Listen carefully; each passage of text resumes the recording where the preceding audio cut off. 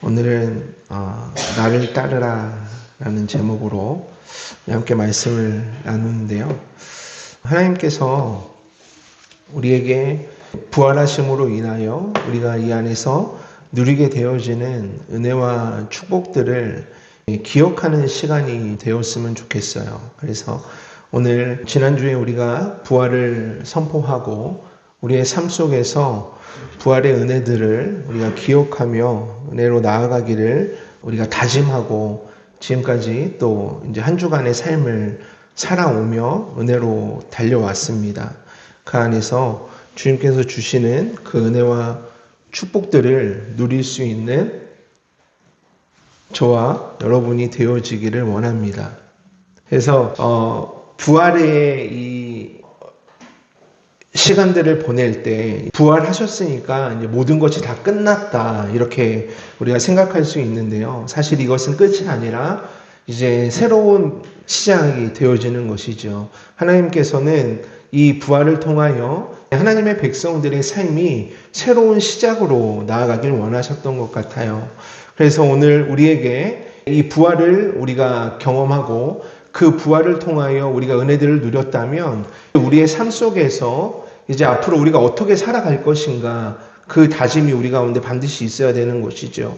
부활은 이 예수님의 그 부활하심이 우리의 신앙생활에 있어서 참 감동적이고 은혜가 되어지는 사건임은 분명합니다.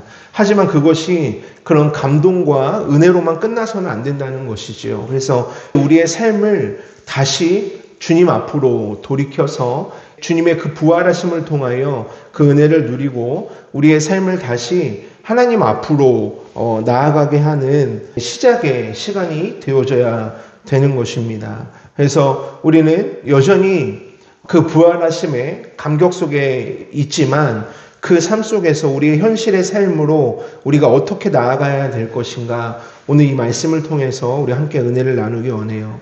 오늘 요한복음 21장에서 등장하고 있는 인물은 베드로입니다. 우리가 잘 알고 있는 것처럼 베드로는요, 이 어떤 자신의 현실과 또 상황 속에서 새로운 일들을 찾아 떠난 사람이었죠. 예수님의 그 죽음 앞에서 모든 것이 무너졌고 그가 가지고 있었던 모든 생각과 그런 예수님과 보냈던 시간들이 헛되다고 느꼈던 것 같아요. 베드로는 다시 현장의 삶으로 현실의 삶으로 돌아가게 되어집니다. 베드로의 고백은 이랬죠. 나는 이제 물고기를 잡으러 가겠노라 고백하던 베드로의 모습을 보게 되어져요. 사실 이 베드로의 이런 고백은 어떤 자신의 생계의 문제를 위한 고백이라기보다는 자신이 예수님의 제자로서의 삶을 포기하는 선언이 되어지는 것이죠. 세상에서 떠나서 주님의 뜻으로 영적인 삶으로 살기를 다짐했던 베드로의 삶 속에서 다시 물고기를 잡는 어부의 삶으로 돌아가겠다는 것은 어떻게 보면 신앙인으로서의 삶을 포기하는 선언이 되어지는 것이지요. 베드로에게는 지울 수 없는 아픔의 기억이 있어요. 우리가 잘 알고 있는 것처럼 예수님께서 십자가에 달려 죽으실 때 베드로는 예수님을 3번 부인하게 되어지는 고통의 밤의 시간을 보내게 되어집니다. 사실 베드로가요, 예수님 앞에 고백했던 그 고백을 우리가 기억하거든요. 십자가에 죽으시기 전에 베드로가 예수님 앞에 저는 절대 주님을 배반하지 않겠습니다. 주님을 버리지 않겠습니다. 라고 고백했던 그 베드로가 사실은 어떻게 보면 가장 먼저 하나님 앞에서 예수님의 십자가 앞에서 무너지는 모습을 보게 되어져요. 이후 베드로의 마음은 어땠을까요? 참 절망적이었겠죠. 사실 예수님이 부활하신다고 하더라도 예수님 앞에 자신의 면을 세우고 나타날 면목이 없었을 거예요. 그러지 않겠습니까? 예수님을 부인했던 예수님을 부인할 때 이 베드로가 예수님을 어떻게 부인했는지 아시죠? 저는 예수라는 사람 잘 모릅니다. 이 정도로 부인했던 것이 아니에요. 지금으로 따지면 죄송합니다. 쌍욕을 하고 정말 저주를 하며 예수님을 부인했어요. 내가 그런 사람을 어떻게 알겠냐? 너희들이 그렇게 손가락질하고 더럽다고 말하는 그 예수 나도 모른다. 그러면서 그들과 똑같이 예수님을 향해서 손가락질하며 저주하며 예수님을 부인했던 베드로의 그런 모습을 우리가 생각해 본다면 이제 예수님 앞에서 베드로는 살아갈 자신이 없었을 거예요.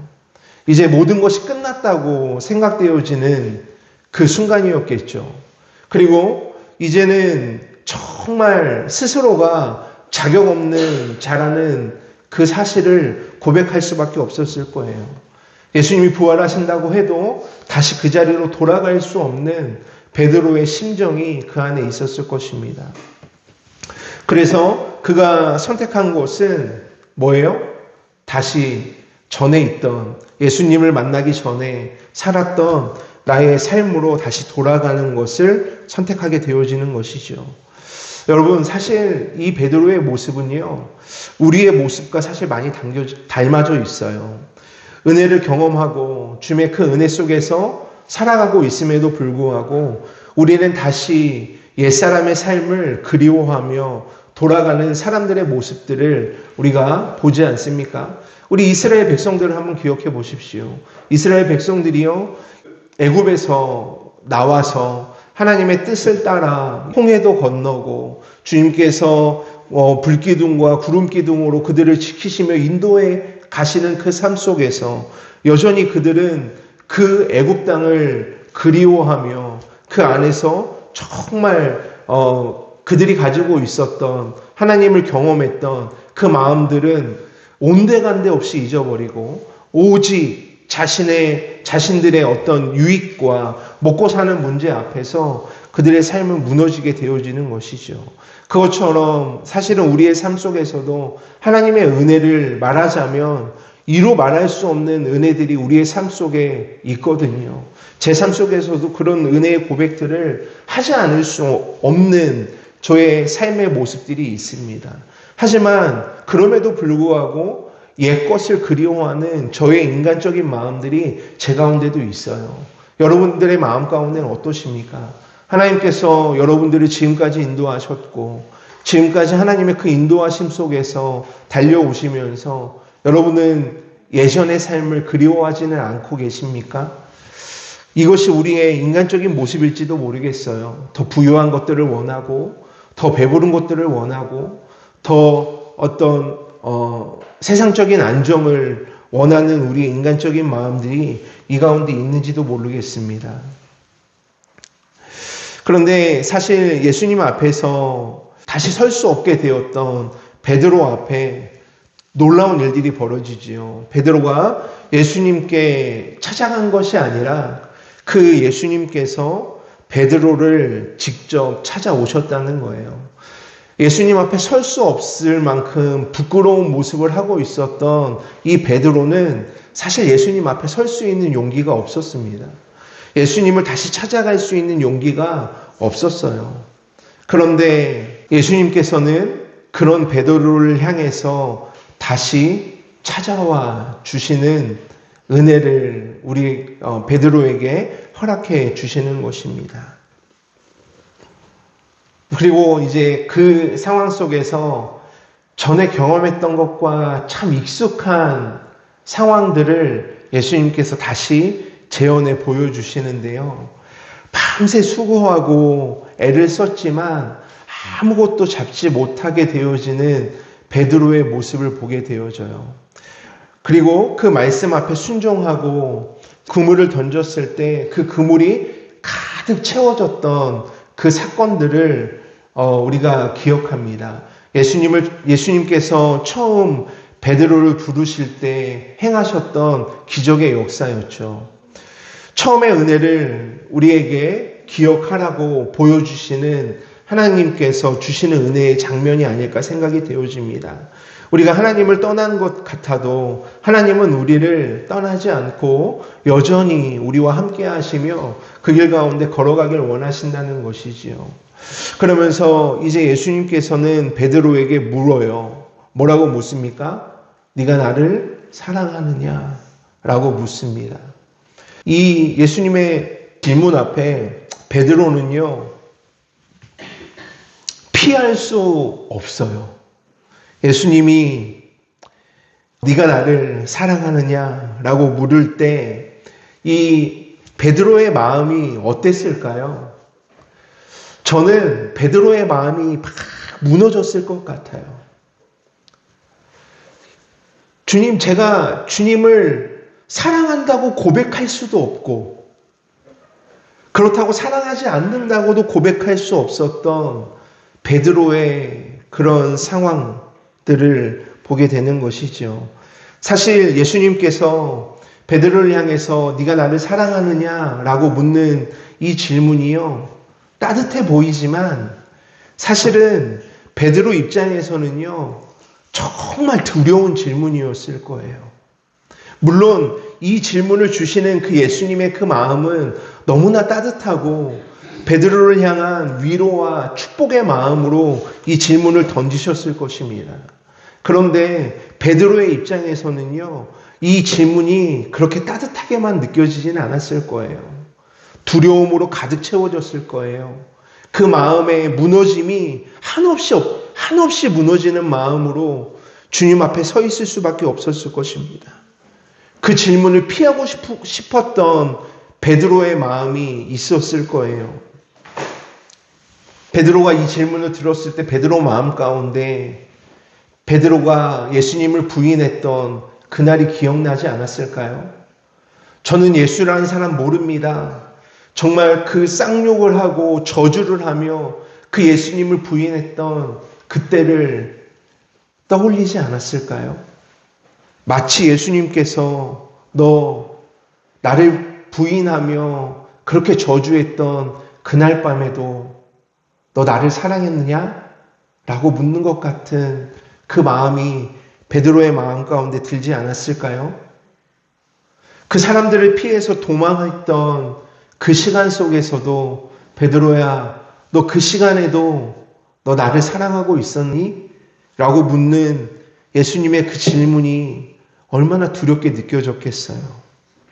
그러면서 예수님, 지금도 이 시간에도 너 여전히 나를 사랑하고 있니? 라고 묻는 그 예수님의 질문 앞에서 베드로가 할 수 있는 말은 사실 별로 없었을 거예요.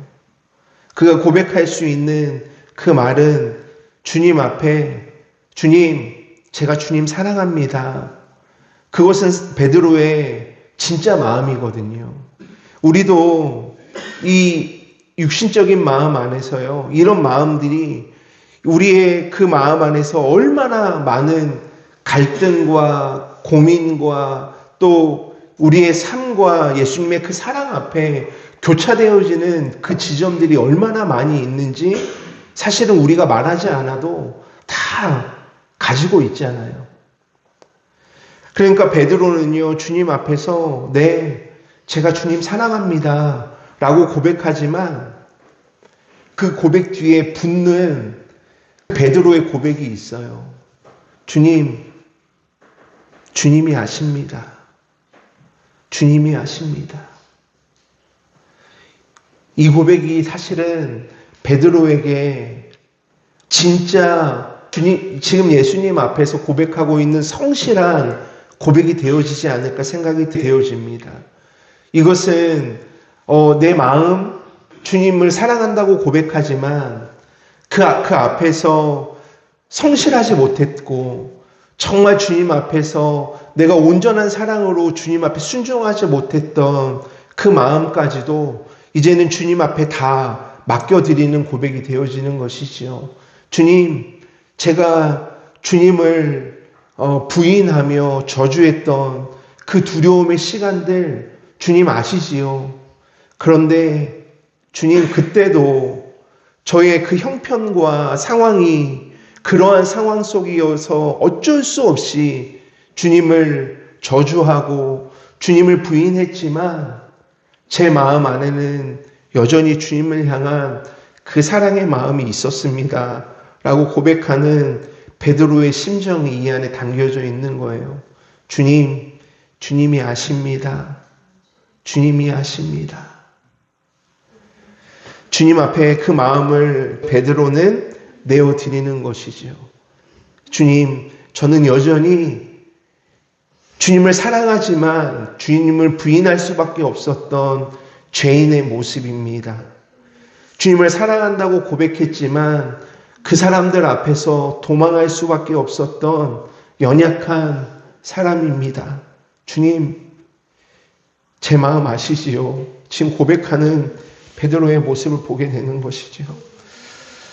사랑이 사실은 우리의 어떤 인간적인 에로스적인 사랑이 아니라 정말 그 영적인 주님의 사랑 앞에서 베드로의 그 고백이 진실되어진 고백이라는 것을 우리가 보게 되어지는 것입니다. 주님 앞에 다 맡겨드리며 자신을 이제 모든 삶을, 자기의 마음을, 그리고 모든 상황들을 주님 앞에 맡겨드리며 주님이 아십니다 라고 고백하는 이 베드로의 고백을 보게 되는 것이지요. 베드로가 이렇게 고백할 때 예수님께서 뭐라고 말씀하세요? 내 양을 먹이라 이렇게 말씀하세요. 이것은 예수님께서요 베드로를 향하여 이제 다시 그 은혜가 그리고 제자로서의 삶이 회복되어질 수 있는 기회를 지금 베드로에게 주고 계시는 것입니다. 예수님께서 우리를 부르실 때 주님께서는요 우리에게 주시는 그 은혜는 늘 회복의 은혜로 우리를 불러주신다는 거예요. 여기서 중요한 사실은 무엇이냐면 하나님은 완벽한 베드로를 기대하지 않으셨다는 거죠. 그 베드로의 어떤 그 마음 안에서 일어나는 갈등과 그 부대낌이 있음에도 불구하고 하나님께서는 그 하나님의 사람을 다시 돌이켜 다시 하나님 앞에 서게 하시는 그 은혜로 우리를 이끌어 가신다는 것입니다. 베드로의 실패는 사실 없어지지 않았어요. 여전히 베드로는 실패한 사람이었고요. 여전히 베드로는 주님 앞에서 예수님을 부인했던 사람이었습니다.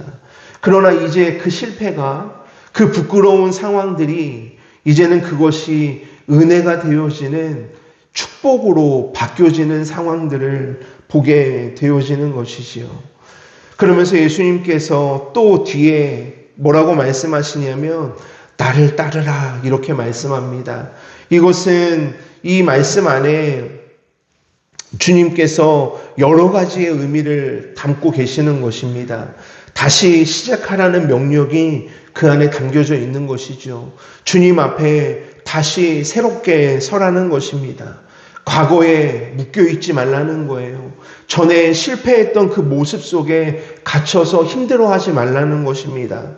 다시 이제 주님의 그 은혜로 새롭게 걸어 주님의 그 초대 앞으로 주님의 그 명령 앞으로 다시 나아오라고 말씀하고 있는 것입니다. 나를 따르라 말씀하시는 그것은요 전에 네가 그랬던 것처럼 너의 부족함 속에서 너의 그물을 내려놓고 주님 앞에 사람 낚는 어부가 되겠다고 다짐하며 소망했던 그 시간으로 다시 돌아오라는 것입니다. 주님 앞에서 이제 우리를 그렇게 부르고 계시는 것이지요. 부활은 여기서 완성이 되어지는 것입니다. 회복으로 온전케 되어지는 다시 따르는 삶으로 다시 회복되어짐으로 우리 앞에 주어지는 사명을 따라 다시 살아갈 수 있는 기회로 우리에게 은혜가 세워지게 되는 것입니다. 우리는 다시 선택해야 되는 자리에 서게 되어지는 것이지요. 부활을 통해서 하나님의 은혜를, 하나님의 그 사랑을 우리가 깨달아 알았다면 그 부활을 통하여 이제 다시 우리는 주님 앞으로 우리의 삶을 돌이키고 우리의 옛 사람들, 우리의 옛 것들은 다 접어두고 새로운 길을 떠날 준비가 우리 가운데 되어야 된다는 것입니다. 오늘 말씀은 단순한 베드로와 예수님의 이야기로 끝나는 것이 아니죠. 지금 저와 여러분에게 던져지는 하나님의 말씀이 되어지는 것입니다. 우리에게 또 그러면서 질문이 던져지게 되어지지요. 다시 우리 도망갈 것인가? 다시 주님을 따를 것인가? 라는 이 갈림길 앞에 우리는 서게 되는 것입니다. 베드로는 실패했지만 다시 주님을 선택하며 그 선택 앞에 자신의 인생을 걸게 되어지지요. 그리고 이제 베드로의 삶의 모습은 완전히 바꿔지게 됩니다. 여러분, 베드로는요, 우리가 알고 있는 것처럼 물론 성경에는 기록되어지지 않았지만 베드로의 삶이 기록되어져 있는 외경들을 찾아보면 베드로는요, 십자가의 죽음 앞에 나는 예수님과 같이 죽을 수 없다 고백하고 십자가에 거꾸로 달려 죽게 되어지는 그 순교를 또 당하게 되어져요. 이것은 베드로가 주님 앞에서 나는 예수라는 사람을 모릅니다. 저는 예수를 저주하고 예수를 손가락질합니다. 라고 고백했던 베드로의 그 고백이 이제는 완전히 바꿔져서 하나님 앞에 온전히 서게 되어지는 그 모든 베드로의 삶이, 그 다음에 모든 상황이, 모든 시간들이 이제는 온전히 주님을 향하게 되어지는 삶이 되었다는 것을 보게 하는 모습이 되는 것이지요. 사랑한다면, 우리가 주님 앞에 사랑한다고 고백할 수 있다면 이제는 우리는 주님 앞에 돌아서야 되는 것입니다. 주님 앞으로 다시 돌아와 새로운 시작을 준비해야 되는 것입니다. 우리가 정말 주님을 사랑하고 있다면 이제 우리는 다시 주님을 따라갈 준비를 시작해야 되는 것이지요. 여러분, 우리의 삶 속에 그러한 결단과 그러한 고백이 또 그러한 삶으로 변화되어지는 우리의 인생이 되어지기를 주님의 이름으로 축복합니다. 여러분, 마음 가운데서 결단하십시오. 하나님 앞에 고백하십시오. 여전히 부족하지만, 여전히 주님 앞에 내놓을 낯은 없지만, 그럼에도 여전히 저는 주님을 사랑합니다. 라고 고백할 수 있는 저와 여러분이 되었으면 좋겠습니다. 어떤 상황에서도 도망치지 않을 길을 다시 결단하고 다시 주님 앞에 서서 맡겨주신 사명 내가 감당하며 주님의 은혜로 달려가기를 결단할 수 있는 저와 여러분이 되어지기를 주님의 이름으로 축복합니다. 부활의 그 소망이 여러분의 삶을 완전히 바꾸게 되어지는 은혜의 사건이 되어지고 그 부활을 통하여 이제는 나의 모든 것들을 내려놓고 주님 앞에 나의 마음과 나의 삶과 나의 시간들을 내어 맡겨드리며 주님의 영광으로 살아가기를 결단하는 저와 여러분, 우리 구령교회 모든 성도들 되어지기를 주님의 이름으로 축복합니다.